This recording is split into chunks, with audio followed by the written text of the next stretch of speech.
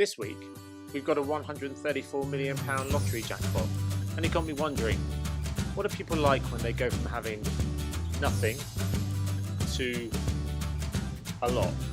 So, let's have a chat about it.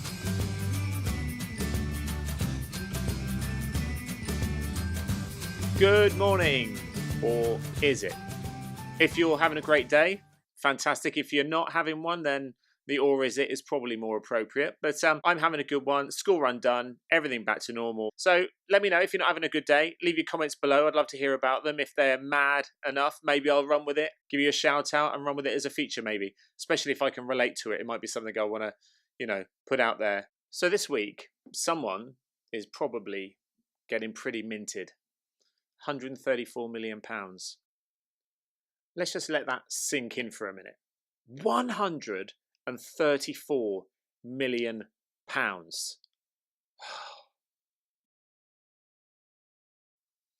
And it got me wondering, what are people like when they have nothing and then all of a sudden they can have anything? There's no limit on what they can have in life. And I think everyone would like the opportunity to have it. And they think, oh my God, what am I going to do? What am I going to do? Espresso. Oh, God. And then you come into that money and you have all that excitement and you're going, oh, we're going to talk to the press. I'm going to be quiet. We're going to go on holiday. We're going to help everyone out. And you're thinking, I'm going to help my parents out. I'm going to help my family out. I'm going to help my kids out. I'm going to help, or maybe not your kids, you're going to help your best mate out. You're going to help your friends. And oh, my friend's going to have the best wedding they ever wanted. They're going to have everything.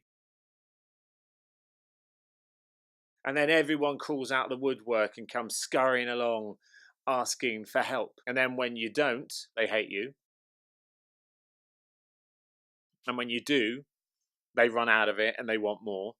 But more importantly, you have no control over your expenses whatsoever. And you just go on an absolute bender. And some people are pretty good and they invest wisely and yay. And like I would, boring, my kids would say, but and others really, really go for it. So I want to go through a few of these people. And you've got to bear in mind that, a lottery win brings great responsibility. So Amanda Clayton.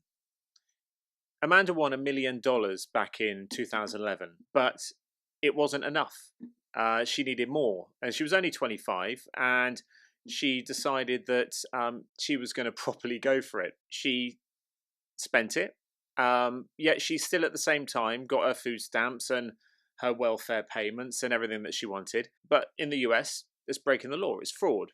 So she got 9 months probation. In September 2012, a year later, she died of a drug overdose.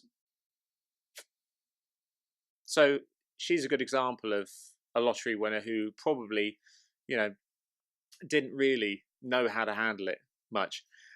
Evelyn Adams, the New Jersey resident, won $5.4 million in 1985. And then a year later, she struck it lucky twice. And then she ended up giving it all away to her friends and her family. Within a few years, it was all gone.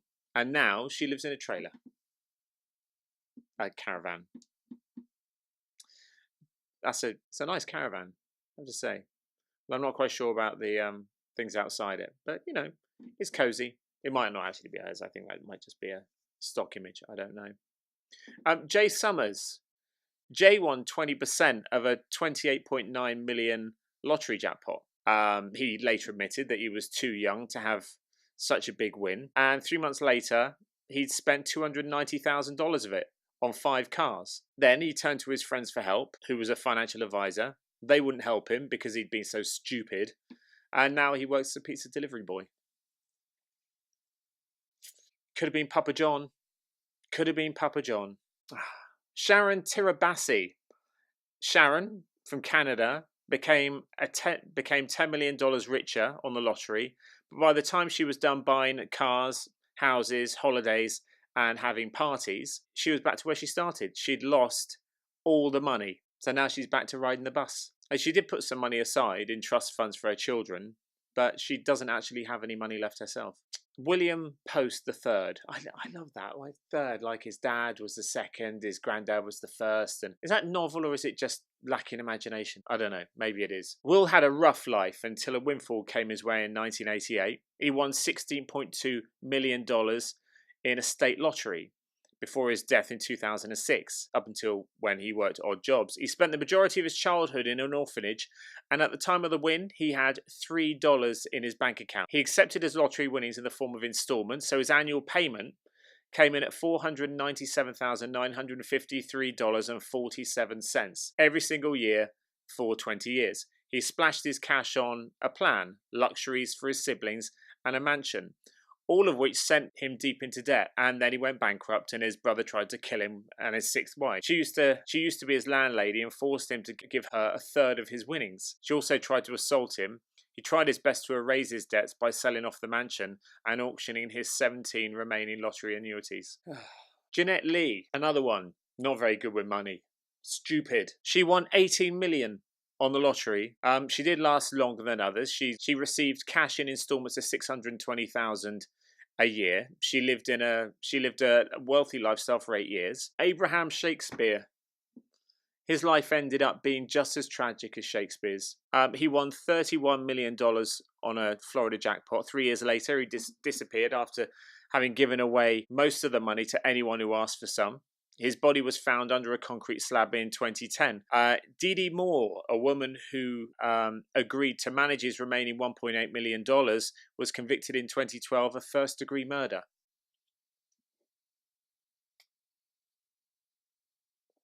It's no good. It's no good. Andrew Jack Whitaker Jr., another one, the third, now junior. Andrew won $314 million back in 2002 on the Powerball. The West Virginia local chose to get his money as a lump sum of $170.5 million before tax. It clearly wasn't enough for the winner because he managed to blow nearly all of it. He donated 10% to charity, $14 million to a namesake foundation, bought a new truck for his store clerk worth $125,000, spent money on strippers and also gambling. Oh, the fame led to the murder of his daughter and theft of $500,000 in cash, which he carried in a suitcase. In the end, he was sued over bounced checks amounting to $1.5 million at the casino. He later claimed that the money was stolen through forged checks. Callie Rogers wasn't much better. In 2003, Callie Rogers, who was 16, lived with her parents here in the UK, was working as a shop assistant. She won £1.9 million on the national lottery. So she said she was going to look after it and she was going to be very frugal. She did the opposite. She actually went, again, crazy with her money, bought 4 large homes, several new cars, and had a boob job. She spent money on numerous boyfriends that she had. She bought them expensive gifts, and she even hired one of them as a chauffeur because she was 16 and you can't drive when you're 16. So she needed someone to do that for her. And she also had another nasty habit that developed, and that was a penchant for cocaine, which amounted to her spending £250,000 on it, allegedly. Now, so she managed to save about 40,000 of that. That's about $64,000. However, now she says that she couldn't be happier, that she doesn't have any money. And now at that time, she was pregnant with twins and had a new loving boyfriend at her side. For the first time, she felt happy.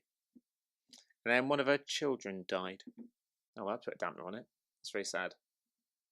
Yeah, very sad. Michael Carroll. In 2002, Michael Carroll won the national lottery. He got $9.7 million. Certainly helped his bank account. By 2012, he was back on benefits, having spent the money in that 10-year period. See, so, £970,000 a year. Goes easy. It's not a lot of money. Carroll purchased and then destroyed a mansion, threw lavish parties for friends, and made a daily habit of smoking £3,000 worth of crack. He also bought pricey cars, wrecked them on a self-made racetrack. Oh, I remember this guy. Yep, I remember this guy. Oh, he was a mess. Absolute mess. Bit of a gypsy, if I remember. So anyway, he was a mess. He knew it all. I think we're giving a bit too much airtime, to be honest. So that is what happens when you make a ton of money. Make a ton of money, win a ton of money. You're not making it. You haven't earned it. You just stuck some money on a random number. So that's what happens, and the result is either you are responsible or you're not. So there you go. There's a little life lesson. If you win the money, look after it. Actually, don't tell anyone about it. Claim that you sold your company, and then people will respect you and not try and milk off you. So there you go. You can be responsible. This sounds like a Jerry Springer moment. You can be responsible with your money. And some people who think they will be responsible with their money just ultimately spank it and it all just vanishes and disappears. So I don't think realistically on a million you could survive very long. My daughter would say, you know, you spend a penny of that million and you're no longer a millionaire. It soon goes. It's very, you know, from the mouths of babes. Intelligence is. Yeah. So there you are. Hope you enjoyed that little outtake of lottery failings. It'd be interesting to know, you know, what you would do with, let's say, what would you do with 10 million? Where would you go? What would you do? What would you buy? Comment below. Subscribe. I want to get these numbers up. It'll enable me to change this backdrop a little bit more, maybe kind of prawn things out. I might even be able to get someone who can actually sit here next to me and I'll be like a co-host. They'll be like a co-host, my wingman, woman, person. So comment, subscribe, and thanks so much indeed. And I'll see you again soon. So keep watching. Take care. Bye.